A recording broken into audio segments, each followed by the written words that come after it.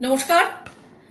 যারা যারা এই মুহূর্তে টাইমস নাও খবরে চোখ রেখেছেন তাদের প্রত্যেককে আগাম হোলির অনেক অনেক শুভেচ্ছা। আজকে আপনারা জানেন যে আজকে হোলিকা দহন বা যেটাকে আমরা বাংলায় ন্যাড়া পোড়া বলি। আর আগামীকালই দোল উৎসব এবং দোলের পরের দিন হোলি। তো এই দোল বা হোলি নিয়ে আমাদের মধ্যে একটা উৎসাহ, উদ্দীপনা, উন্মাদনা যাই বলুন না কেন সবসময় কাজ করে। সেটা হচ্ছে যে দোলের দিন রং খেলাটা তো মাস্ট। এখন অনেকেই হয়তো রং খেলার বদলে আবির খেলার দিকে ঝুঁকেছেন এবং তার থেকে অনেকে হয়তো মডিফাইড ওয়েতে ভেষজ আবির খেলার দিকেও ঝুঁকেছেন বা পছন্দ করছেন ভেষজ আবির নিয়ে খেলতে। কিন্তু রং খেলা তো একটা চিরাচরিত প্রথা। এই প্রথা কোনোদিনই নির্মূল হবে না। কিন্তু সেই রং খেলতে গিয়ে অনেক সময় দেখা যায় অনেক বিপত্তি ঘটে যায় হঠাৎ করে। হয়তো রং খেলছেন, রং চোখে ঢুকে গেল, বা এমন কোনো রং যে রং হয়তো লাগানোর সঙ্গে সঙ্গে আপনার স্কিলে একটা বিভৎস রকম অ্যালার্জি বা র্যাশ বেরিয়ে গেল। আর এটা আরো বেশি ভয়ঙ্কর হয় যদি এটা বাড়ির বাচ্চার ক্ষেত্রে হয়, শিশুদের ক্ষেত্রে হয়। তো রং আমরা সবাই খেলি, সবাই খেলবো, কিন্তু তা সত্ত্বেও যদি এই ধরনের হঠাৎ করে কোনো বিপদ বা বিপত্তি ঘটে যায়, তাহলে আপনি সেই বিপদের মোকাবিলা কিভাবে করবেন? আজকে আমরা এই বিষয় নিয়ে মূলত কথা বলবো, আলোচনা করব। আমাদের সঙ্গে আমাদের অতিথি রয়েছেন ডক্টর সব্যসাচী ভট্টাচার্য, বিখ্যাত পেডিয়াট্রিশিয়ান, তিনি আমাদের সঙ্গে রয়েছেন। হ্যাঁ, নমস্কার ডাক্তারবাবু। আমার মনে হয় আপনাকেও আগাম দোলের অনেক অনেক শুভেচ্ছা। আজকে থেকে কেন মানে গত বেশ কয়েকদিন ধরেই তো এবারে যত সময় যাচ্ছে যেরকম ভাবে আমরা দেখতে পাই যে পুজো মহালয়ার থেকে পুজো শুরু হয়ে যায়, এখন রং খেলাও তো বেশ ৩-৪ দিন আগে থেকে স্টার্ট হয়ে যায়।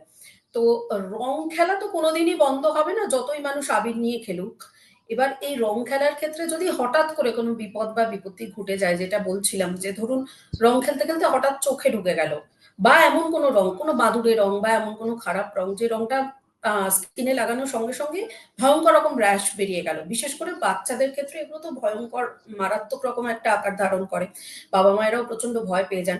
সেক্ষেত্রে কি কি সতর্কতা বা সাবধানতা অবলম্বন করা উচিত, এবং যদি এরকম ঘটে যায় সেক্ষেত্রেই বা কিভাবে তার মোকাবিলা করবেন তৎক্ষণাৎ, সেইটা যদি একটু আপনি বলেন দর্শকদের। নমস্কার।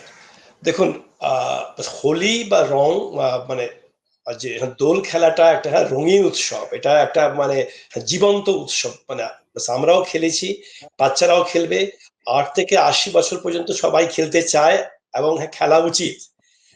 এখনকার দিনে যে মেইন সমস্যাগুলো হচ্ছে আমরা ফেস করছি, আমাদের যে রং আমাদের ছোটবেলায় যেগুলো ছিল আবির, এখন রঙের দিকে রংগুলোতে বেসিক্যালি কৃত্রিম রং অনেক সময় ব্যবহার করা হচ্ছে, যেখানে ধাতু থাকে অনেক ধরনের, যেমন আপনার মার্কুরি, লেড, তারপরে আপনার ক্রোমিয়াম, ক্যাডমিয়াম, এগুলো জিনিস থাকলে অনেক সময়।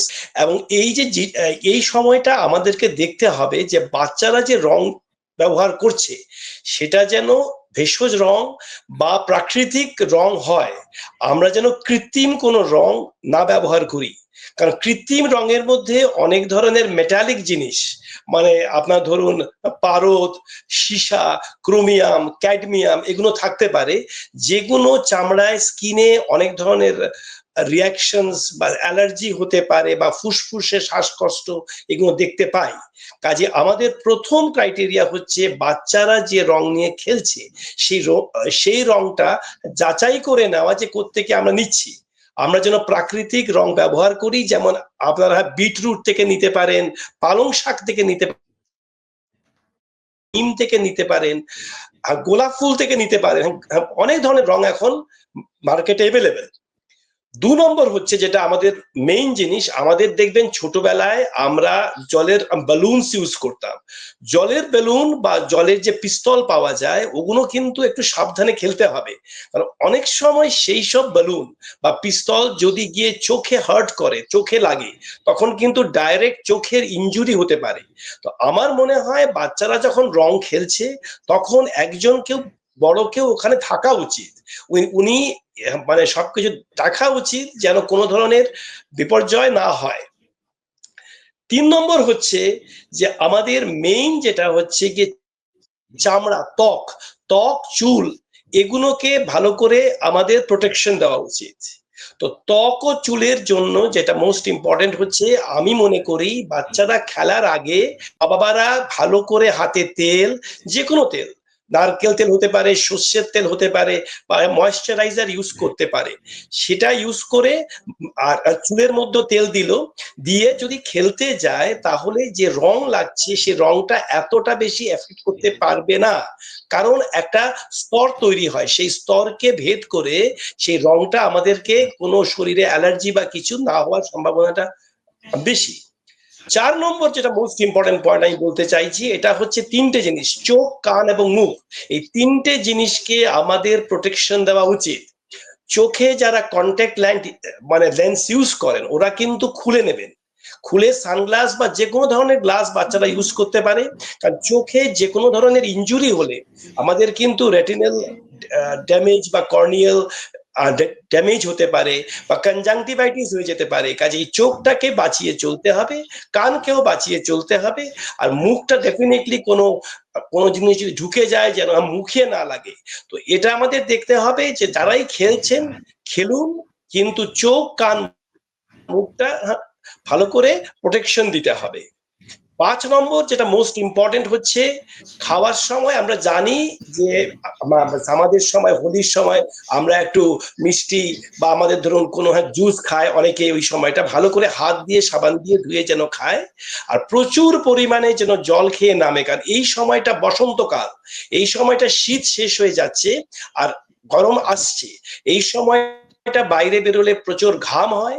বাচ্চারা যেন ভালো করে হাইড্রেটেড থাকে এবং প্রপার ড্রেস পরে নামে, ফুল হাতা জামা প্যান্ট পরে নামলে আমার মনে হয় এইসব বিপর্যয় থেকে আমরা বাঁচতে পারি। আর ডাক্তারের নাম্বার অবশ্যই রাখবেন, চোখের অফথালমোলজিস্টের নাম্বার। যদি বাই চান্স কোনো অ্যাক্সিডেন্ট হয়ে যায় যেন ওনাকে আপনি কন্ট্যাক্ট করতে পারেন, বা পেডিয়াট্রিশিয়ানের নাম্বার, যেন কোনো প্রবলেম হলে, শ্বাসকষ্ট হলে, কিছু হলে আপনি যেন তাড়াতাড়ি ওনাকে কন্ট্যাক্ট করতে পারেন। আমরা শুনলাম ডক্টর সব্যসাচী ভট্টাচার্য, যিনি বিখ্যাত পেডিয়াট্রিশিয়ান, বাচ্চাদের রং খেলার ক্ষেত্রে যদি এই ধরনের কোনো হঠাৎ করে এমন কোনো বিপদ, এমন কোনো সমস্যা এসে উপস্থিত হলো, যে সমস্যায় যে বাচ্চাটি এই ধরনের সমস্যার মধ্যে পড়েছে, সে তো সমস্যার মধ্যে রয়েইছে, কিন্তু তার বাড়ির লোকজন তারা কিন্তু আরো বেশি ব্যতিব্যস্ত হয়ে পড়েন। তার তার কারণ হচ্ছে যে বাচ্চাদের নিয়ে সবসময় টেনশন বড়দের মধ্যে থাকে। তো খেলতে খেলতে যদি হঠাৎ করে এইভাবে চোখে রং ঢুকে যায়, বা কোনো কারণে এমন কোনো রং, যে রংটা গায়ে লাগানোর সঙ্গে সঙ্গে স্কিনের মধ্যে একটা ভয়ঙ্কর রকম অ্যালার্জি বেরিয়ে গেল, বা যে কথাগুলো ডাক্তারবাবু বলছিলেন যে রং খেলার ক্ষেত্রে আর অন্যান্য যে সমস্ত সতর্কতামূলক ব্যবস্থা নেওয়া উচিত, সেগুলো মাথায় রেখে তো আমাদের চলতেই হবে। এবং তার সঙ্গে সঙ্গে এটাও কিন্তু ভীষণভাবে জরুরি, যদি আপনি রং খেলতে যান তার আগে কিন্তু খুব বেসিক কিছু জিনিস, যেগুলো আমাদের একদম ছোটবেলায়, আমরাও যখন ছোটবেলায় রং খেলতে বেরোতাম, রাস্তায় বেরিয়ে রং খেলতাম, আমরা সেগুলো মেনে চলতাম। তার মধ্যে একটা কি না হচ্ছে, যদি আপনি সারা গায়ে খুব ভালো করে তেল মেখে নেন, তাহলে কিন্তু রংটা আর আপনার স্কিনে গিয়ে বসতে পারে না। সেক্ষেত্রে যাই আপনার, যদি যদি সেরকম কোনো রং হয় যে রং আপনার স্কিনের জন্য ক্ষতিকারক, সেই রং যদি আপনার স্কিনে বসতেই না পারে, তাহলে তো আর কোনো সমস্যা হবেই না। আমার মনে হয় ডাক্তারবাবু, আমি যেটা বললাম নিশ্চয়ই আপনিও শুনতে পেয়েছেন, যে আমরা যেটা ছোটবেলায় যে নিয়মটা ফলো করতাম, যে সারা গায়ে আগে ভালো করে তেল মেখে নিতাম। তেল মেখে নিয়ে তারপরে রং খেলতে যেতাম। বাবা-মায়েরা বলতেন যে, "ঠিক আছে, রং খেলতে যাও, অসুবিধে নেই। কিন্তু গায়ে হাতে পায়ে ভালো করে তেল মেখে নিতাম।" তো এইটা কতটা সায়েন্টিফিক? মানে তেল মেখে নিলে তো রংটা গায়ে এটা অত খুবই সহজে স্কিনের মধ্যে বসতে পারছে না। হুম। ডেফিনেটলি আপনি ঠিকই বলেছেন, কারণ তেল মাখলে কি হচ্ছে, একটা লেয়ার পড়ে যাচ্ছে গায়ে, সেই লেয়ার ভেদ করে রং ঢুকতে পারছে না। তাই যদি রং কোনো কারণে বিষাক্ত হয়, সেই রংটা আপনাকে গিয়ে স্কিনে গিয়ে কোনো ধরনের অ্যালার্জি বা কিছু করতে পারবে না। তো তেল বা অ্যাটলিস্ট ময়েশ্চারাইজার বা যে কোনো ধরনের কিছু, আপনি নারকেল তেল হতে পারে, সর্ষের তেল হতে পারে, যে কোনো তেল আপনি কিন্তু রং মাখার আগে চুলে এবং ত্বকে ব্যবহার করা উচিত। এছাড়াও এমন কোনো ঘরোয়া টোটকা কি আছে, যে টোটকাটা ফলো করলে, যে তেল মাখার বিষয়টা যেরকম আমরা বললাম, সেরকম অনেক ক্ষেত্রে আমরা চুলটা, যেহেতু চুলে যাতে রং না লাগে তার জন্য আমরা তার টুপি টোটকা পরি, দেখুন, টোটকা হচ্ছে, বা চোখে যাতে রং না ঢুকে যায় তার জন্য অনেক হ্যাঁ, ক্ষেত্রেই আমরা একটা রঙিন হয়তো সানগ্লাস ব্যবহার করি। এবং এখনকার দিনে তো এই যে ব্যবসায়িক বিপণনের যুগে সেখানে তো অনেক সুন্দর সুন্দর, মানে অনেক রঙিন রঙিন প্রচুর পরচুলা বিক্রি হয় এই দোলের আগে, বা এই চোখে লাগানোর জন্য বিভিন্ন ধরনের রঙিন চশমা, সেগুলোও বিক্রি হয়। হুম। তো এগুলোও কি ব্যবহার করা সায়েন্টিফিক, কি বলবেন? না, ভালো কোয়ালিটির জিনিস আপনি করতেই পারেন, বাচ্চাদের ব্যাপারে কিন্তু কোয়ালিটিটাও ইম্পর্টেন্ট, যে আপনি কোত্থেকে কিনছেন জিনিসগুলো। কারণ একদম পরচুলা গুলো মানে ইউজ করে দেখলেন যে ওর থেকে রিয়াকশন হয়ে গেল, মুশকিল। কাজে আপনাকে আমার মনে হয় টুপিটাই মানে ঠিক আছে, টুপি ইউজ করতে পারেন। আর এমনি সানগ্লাস, যে কোনো কোয়ালিটির সানগ্লাস যে কোনো দোকান থেকে কিনে এনে আপনি ব্যবহার করতে পারেন।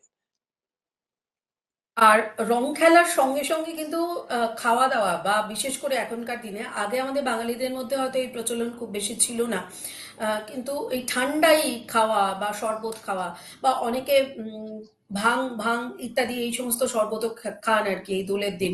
তো তার থেকেও অনেক সময় দেখা যায় যে পরবর্তীকালে বিভিন্ন রকম ডিহাইড্রেশন বা শারীরিক সমস্যা অনেক কিছু হয় বা হতে পারে। তো সেটার জন্য কি প্রিকশন, কি বলবেন?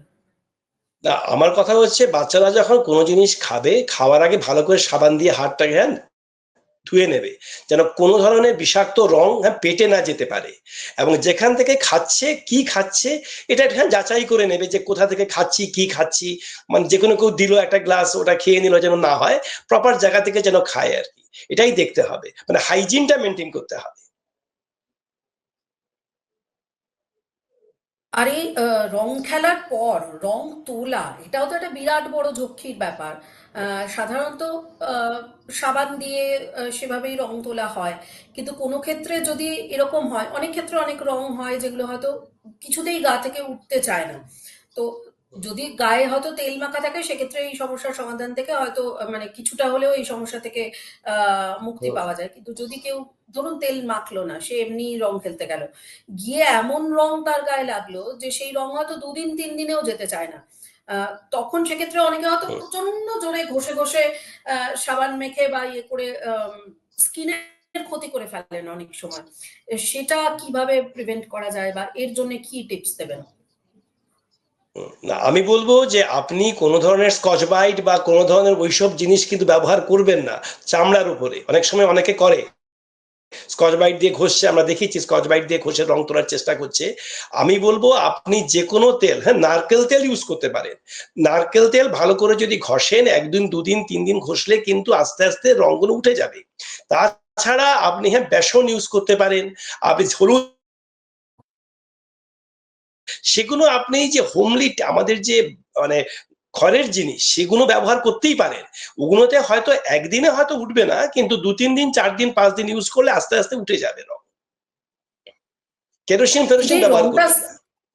রংটা স্কিনে থাকাটা কি ক্ষতিকারক নয়? মানে ধরুন একদিনে রংটা উঠলো না, এই যে ২ দিন ৩ দিন ৪ দিন ক্ষতিকারক। ধরে স্কিনে রংটা রয়ে যাচ্ছে। হুম। না, ক্ষতিকারক, কিন্তু জেনারেলি যদি ভেষজ রং ইউজ করা হয় বা প্রাকৃতিক রং ইউজ করা হয়, তাহলে অতটা ক্ষতিকারক নয়। কিন্তু যদি আপনি কৃত্রিম রং ইউজ করেন, যেখানে হয়তো হার্ড মানে হেভি মেটালস গুলো আছে, ডেফিনেটলি ওগুলো স্কিনের মধ্যে গিয়ে অ্যালার্জি করতে পারে, অনেক ধরনের জিনিস হতে পারে, ডার্মাটাইটিস হয়ে যেতে পারে। তো এই জিনিসগুলো চেষ্টা করবেন তোলার, কিন্তু আমার মেইন যেটা বলার হচ্ছে, আপনি কিন্তু হোম রেমেডিস দিয়েই আস্তে আস্তে উঠানোর চেষ্টা করবেন। আপনি কোনো ধরনের কোনো কেমিক্যাল ইউজ করবেন না। বেশ। আর যেটা বললাম যে হঠাৎ করে ধরুন কোনো কারণে খেলতে গিয়ে রংটা চোখের মধ্যে ঢুকে গেছে, মানে বাই চান্স, তো বাড়িতে তো যেরকম ভাবে যা যা পদ্ধতি অবলম্বন করে সেটা মানে সাময়িকভাবে তার থেকে স্বস্তি দেওয়া সম্ভব, হুম। সেটা বাবা মায়েরা করলেন। কিন্তু এক্ষেত্রে কি সবসময় ডাক্তারের কাছে নিয়ে যাওয়াটা জরুরি? কিন্তু এই দোলের দিনে ডাক্তার পাওয়াটাও তো একটা বিরাট বড় সমস্যা। সেই কারণেই আমরা চাইছি যে এমন কোনো তা সহজ আপনি সমাধান, যেটা আপনি যদি একটু বলে দেন, যে হঠাৎ যদি এরকম বিপত্তি ঘরে ঘটে যায়, তাহলে কিভাবে বাবা মায়েরা সামাল তা দেন? আপনি প্রথম তো একটা ফার্স্ট এইড বক্স আমার মনে হয় আপনাকে রাখা উচিত। যেখানে বাচ্চা আছে বা রং খেলা হচ্ছে, ফার্স্ট এইড বক্স বানিয়ে রাখবেন। যেখানে ধরুন একটু বেটাডিন রাখলেন, একটা ধরুন আপনি ব্যান্ডেজ রাখলেন, ব্যান্ডেড রাখলেন, এগুলো জিনিস আপনি রাখবেন। কেটে কুটে গেলে, যেন ছড়ে গেলে আপনি একটা অ্যান্টিসেপটিক ক্রিম রাখলেন। চোখের কোনো ড্রপ রাখলেন। চোখের ড্রপের মধ্যে আমরা যেটা ব্যবহার করব মেইনলি, আমরা ওই ধরুন মানে যে চোখের যেগুলো সিক্রিশনটাকে খুব করে দেয়, বাড়িয়ে দেয়, হ্যাঁ, রিফ্রেশ টিয়ার্স টাইপের বা টিয়ার প্লাস যেগুলো ড্রপ পাওয়া যায়, যেগুলো হাইড্রক্সি মিথাইল সেলুলোজ, সেগুলো ড্রপ ব্যবহার করব ফার্স্টে। তারপরে যদি না কমে আমরা অ্যান্টি অ্যালার্জিক ড্রপ ব্যবহার করতে পারি, কিন্তু রগড়াবো না। চোখ আমরা হাত দেব না, চোখ একদমই রগড়াবো না। চোখ রগড়ালে কিন্তু আরো খারাপ হবে। তারপরেও যদি আমাদের না কমে, এইসব জিনিস করা সত্ত্বেও জল দিয়ে ধুলাম, তারপরে আমরা মানে টিয়ার প্লাস দিলাম, ড্রপ দিলাম, এইসব দেওয়ার পরেও বা অ্যান্টি অ্যালার্জিক কোনো ড্রপ দিলাম, চোখের ড্রপ, তাতেও কমছে না, তখন কিন্তু আমাদের অপথলমোলজিস্টের কাছে দেখাতেই হবে। তখন যদি কোনো চোখের মধ্যে ইনজুরি হয়ে থাকে, কর্নিয়া ইনজিওর্ড হয়ে যেতে পারে, রেটিনা ইনজিওর্ড হয়ে যেতে পারে, তখন কিন্তু আমাদের ইমিডিয়েট কোনো হসপিটালে গিয়ে অপথলমোলজিস্টের কনসাল্ট করতেই হবে। বেশ। আরো একটা বিষয়, সেটা হচ্ছে যেটা বলছিলাম যে দোলের দিন প্রচুর পরিমাণে হেভি খাওয়া দাওয়া হয়। শুধুমাত্র খাওয়া দাওয়া নয়, তার সাথে প্রচুর এখন তো মানে হাউস পার্টি লেগেই থাকে। হোলিতেও প্রত্যেকের ঘরে ঘরেই পায় আজকালকার দিনে পার্টি হয়। তো পার্টি মানেই সেখানে শুধু খানা নয়, তার সাথে পিনাও থাকে। তো তারপরে যেটা দেখা যায় বেশিরভাগ ক্ষেত্রে প্রচন্ড একটা ডিহাইড্রেশনের শিকার হন লোকজন। সেটার জন্য কি আগে থেকে কোনো প্রিকশন নেওয়া উচিত বা জরুরি? হ্যাঁ, আগে থেকে অবশ্যই নেওয়া উচিত, কারণ আমাদেরকে জানতে হবে যে এই যে বসন্ত উৎসবটা হচ্ছে, এটা বেসিক্যালি স্প্রিং সিজন। এখন ঠান্ডা কিন্তু কমে গেছে, এখন কিন্তু আস্তে আস্তে গরম পড়া শুরু হয়ে গেছে, আমরা ফ্যান এসি স্টার্ট করে দিয়েছি। এখন বাচ্চারা যখন খেলতে যাচ্ছে তার আগেই প্রপারলি হাইড্রেটেড করে ওদেরকে যাওয়া উচিত। ওরা মানে প্রচুর পরিমাণে জল বা ফ্রুট জুস খেয়ে নামবে। এই যে রোদের ছ্যাঁকাটা ওদের গায়ে লাগবে, অনেক সময় খেলবে, 2-3 ঘন্টা 4 ঘন্টা খেলবে, তাতে প্রচুর পরিমাণে ডিহাইড্রেশনের সম্ভাবনা আছে। কাজে প্রথম থেকেই আমরা বাচ্চাকে হাইড্রেট করে দেব। যখন ওরা খেলতে যাচ্ছে ওদের ঘাম হবে, ঘাম থেকে আরো জল হয়, শুকিয়ে যাবে। কাজে আমরা প্রথম নামার আগেই, মানে আমরা ওদের খেলতে নামার আগেই করে হাইড্রেট করে নামাবো, তাতে যেন ওদের হাইড্রেশন মানে ডিহাইড্রেশনটা না হয়। তারপরে এসে ভালো করে চান করলো, চান করার পরে আবার আমরা ওই জুস ফুস খাওয়ানো হলো, মানে যেন হাইড্রেশনটা আমরা প্রপারলি মেনটেন করতে পারি। এটাই আমাদের মেইন লক্ষ্য। এটা তো শুধুমাত্র আপনি বাচ্চাদের কথাই বলছেন, আমি বড়দের ক্ষেত্রেও একই যে প্রশ্নটা রাখছি যে যদি হুম, সেক্ষেত্রে কেউ ডিহাইড্রেশনের শিকার হন, সেটা শুধুমাত্র ওই দিন না, হুম। তারপরেও অনেক সময় দেখা যায় যে হয়তো অসুস্থ হলেন বা কোনো ডিহাইড্রেশনের শিকার হলেন, তো সেক্ষেত্রে তাদের জন্য কি পরামর্শ? সেক্ষেত্রে ওরা একটু ওআরএস ফরেস খেয়ে থাকবেন, বেশি করে জল খাবেন, দেখবেন যেন 2 থেকে 3 ঘন্টা অন্তর হ্যাঁ পেচ্ছাপ হচ্ছে কিনা। তাতেও যদি না কমে, তখন ডেফিনেটলি ডাক্তারকে হ্যাঁ দেখাতে হবে যে কোনো সোডিয়াম পটাশিয়াম বা ইলেকট্রোলাইট ইমব্যালেন্স হচ্ছে কিনা ওদের মধ্যে, বা কি কারণে হচ্ছে এই জিনিসটা। জেনারেলি 24 ঘন্টার মধ্যে ওরা সুস্থ হয়ে যাওয়া উচিত, কিন্তু ডাক্তারের পরামর্শ অবশ্যই নিতে হবে। অনেক ধন্যবাদ। ডক্টর সব্যসাচী ভট্টাচার্য, বিখ্যাত পেডিয়াট্রিশিয়ান, আমাদের সঙ্গে এতক্ষণ ছিলেন। আমরা কথা বললাম তার সঙ্গে, এবং অত্যন্ত অনেক অনেক জরুরি পরামর্শ নিশ্চয়ই যারা এই অনুষ্ঠান শুনলেন, দেখলেন বা পরবর্তীকালেও যারা দেখবেন তারা নিশ্চয়ই পেলেন। আবারও আপনাদের প্রত্যেককে দোলের আগাম অনেক অনেক শুভেচ্ছা। প্রত্যেকে খুব সুন্দর করে এই রঙের উৎসব কাটান, দোল খেলুন, রং খেলুন, পার্টি করুন, জমিয়ে খাওয়া দাওয়া করুন, কিন্তু তার সঙ্গে সঙ্গে যেটা ডাক্তারবাবু বারবার করে বললেন যে হাইড্রেটেড থাকুন, নিজের বাচ্চাকে হাইড্রেটেড রাখুন, প্রচুর পরিমাণে জল খাওয়ান, ফ্রুট জুস খাওয়ান, এবং তার সাথে সাথে খাওয়া দাওয়ার দিকে নজর দিন। এবং অতি অবশ্যই খেলতে যাওয়ার আগে প্রিকশন ভীষণভাবে জরুরি যে কোনো ক্ষেত্রেই। সেই কারণে যে যে পরামর্শগুলো এখানে দেওয়া হলো, যদি আপনি হঠাৎ করেও কোনো বিপদের মধ্যে পড়েন বা আপনার বাচ্চার এরকম কোনো সমস্যা হয়, হাতের কাছে এই জরুরি টিপস তো রইলই। প্রত্যেকে ভালো থাকবেন, সুস্থ থাকবেন, জমিয়ে রং খেলুন, ভালো থাকুন। আবারও অন্য কোনো বিষয় নিয়ে আপনাদের সামনে হাজির হব। ততক্ষণ দেখতে থাকুন টাইমস নাও খবর।